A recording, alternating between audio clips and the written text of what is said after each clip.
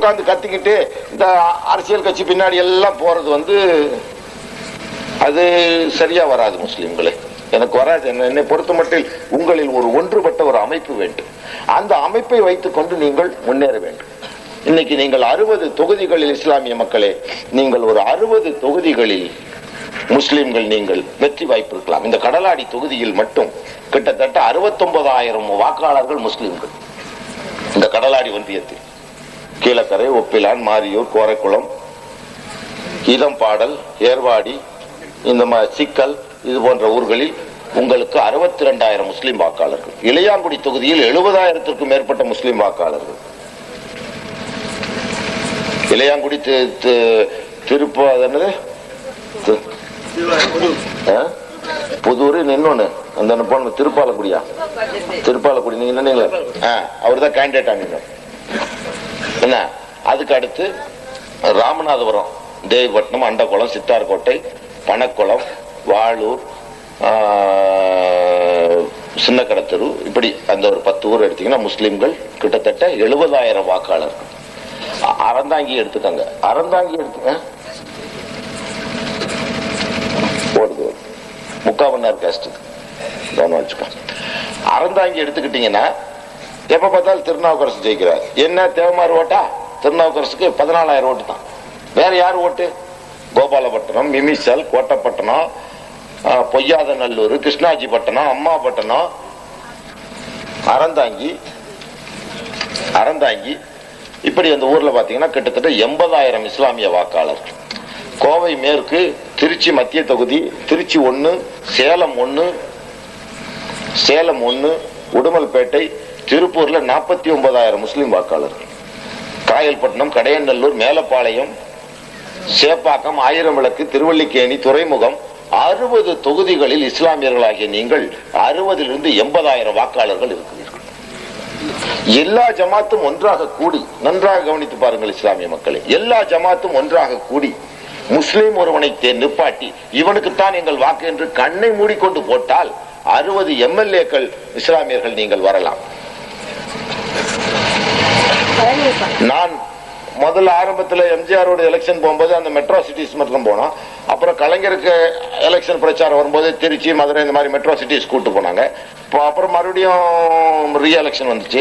அப்போ கொஞ்சம் தாலுகா சென்டருக்கு போனேன். பாட்டாளி மக்கள் கட்சி கூட சேரும்போது ஒவ்வொரு கிராமமா போகும்போது தான் எனக்கே புரியுது, அடடே என்ன முஸ்லீம் வாக்காளர் பட்டியலில் ஒரு வேட்பாளர் வர்றாரு, பாபா எங்க ஊர்ல 45,000 முஸ்லீம் ஓட்டு இருக்கு, நீங்க வாங்குறான் எங்க கொண்டான்னு சொல்லி வேட்பாளர் பட்டியல உட்காந்து அடிச்சு பார்த்தா அடாடாடா, யாரு தயவும் இல்லாமல் முஸ்லிம்கள் 60 தொகுதிகளை நீங்கள் வெல்லலாம். இது அல்லாமல் சுமார் 120 தொகுதிகளில் 25,000 30,000 வாக்குகளை நீங்கள் ஒதுக்கலாம். அப்படி ஒதுக்கும் போது ஒரு முறை எல்லா தொகுதியிலும் 240 முஸ்லிம்களையும் நிறுத்தினால் உங்களுடைய வாக்கு பலம் எவ்வளவு என்று தெரிந்துவிடும். இதுல வெளிநாட்டுக்கு போன 5,000 பேரை கழிச்சு சொல்றேன் நான், ஓட்டு பதியாத 5,000 பேரை கழிச்சு சொல்றேன் நான்.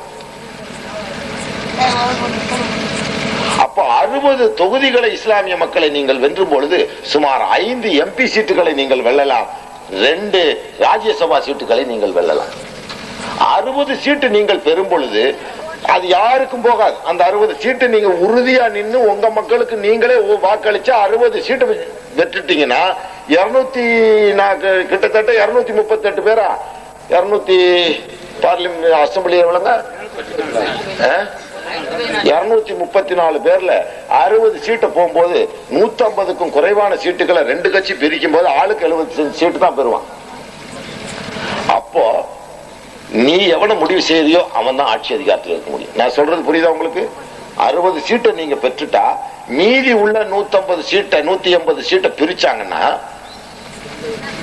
180 160 பிரிச்சாங்கன்னா ஒரு கட்சி 90 சீட் எடுத்திருந்தா கூட 80 சீட் எடுத்து உதிரி கட்சிகளா 10 சீட் எடுத்திருந்தா கூட 60 எம்எல்ஏக்கள் முஸ்லீம் எம்எல்ஏக்கள் முடிவு செய்ய வேண்டியதுதான் தமிழ்நாட்டின் சட்டமன்றம். இல்லை என்றால் 2/3 மெஜாரிட்டி யாருக்கும் கிடைக்காமல் போய்விடும்.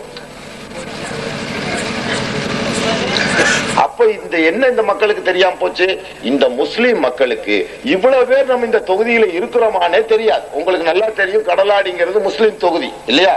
முஸ்லீம்கள் மிக பெரும்பான்மையான தொகுதி. நம்ம ஒரு ஆள்கிட்ட தான் கணக்கு எடுக்க முடியும். அறிவழகன் இருக்காருன்னா 2 அறிவழகன் இருப்பான். அதுல ஒரு அறிவழகன் தேவேந்திர குல வெள்ளாளராக இருப்பார், இன்னொரு அறிவழகன் வேற ஏதாவது குலமா இருப்பார், யார் ஜாதின்னு தெரியாது. ஒரு அப்துல் ரஹ்மான் இருந்தா அவன் முஸ்லீம் தான், கணக்கெடுத்துடலாம் நம்ம. ஆக 60 தொகுதிகளை நீங்கள் முஸ்லிம்கள் பெறக்கூடிய வாய்ப்பு இருந்தும் அது இன்று உங்களுக்கு ஒரு புதிய செய்தியாக இருக்கிறதே ஒழிய, இதை உங்களுக்கு புரிய வைக்க அரசியல் கட்சிகள் தவறிவிட்டார்கள், நம்முடைய முன்னோர்களும் தவறிவிட்டார்கள். இனிநாத நூலாக்கி தொகுத்தெடுத்து உங்களுக்கு நான் அனுப்புகிறேன். அடுத்த 2000வது வருடம் நடைபெறுகிற தேர்தலிலாவது கணிசமான தொகுதி உங்களுடைய பங்கை நீங்கள் பெறலாம். இது எந்த அரசியல் கட்சியின் தயவும் இது உங்களுக்கு தேவையில்லை. ஆனால் உங்களுடைய ஒற்றுப்பட்ட ஒரு அமைப்பு இல்லை, ஒற்றுமை இல்லை சகோதரர்களே. அந்த கருத்து வேறுபாடாவது உங்களுக்கு உண்டா? உங்களுக்கிடையே கருத்து வேறுபாடு இருக்கிறதா? முஸ்லிம் மக்களிடையே ஒரு கருத்து வேறுபாடும் கிடையாது. ஏதாவது கருத்து வேறுபாடு உள்ள இஸ்லாமியர்களா நீங்கள்? ஒப்பிலான்கார மாரியூர்ல பேச முடியாம, மாரியூர்கார கோரக்குளத்துல பேச முடியாம, காஞ்சிக்குடியில பேச முடியாம, காஞ்சிக்குடிக்கார கீழக்கரையில பேச முடியாமல் ஏதாவது கருத்து வேறுபாடு உண்டா? இல்லை. உங்களுடைய கொள்கை மாறுபாடு உண்டா? எந்த பள்ளிவாசலையும் யாரும் போய் தொழுகலாம், ஷியா பள்ளி ஆகட்டும், சுன்னத் ஜமாத் பள்ளி ஆகட்டும். வேற ஏதாவது மாற்றமான கருத்து கொண்ட மக்களா நீங்கள்? இல்லை. பின்ன என்ன உங்களிடம் உள்ள குறைபாடு? மனநோய். மனநோய். அந்த மனநோய் எப்படி வந்தது? 50 ஆண்டு கால சுதந்திர வரலாற்றில் நீங்கள் மூலச்சலவைக்கு ஆளாகி எது உண்மை எது பொய் என்று தெரியாமலே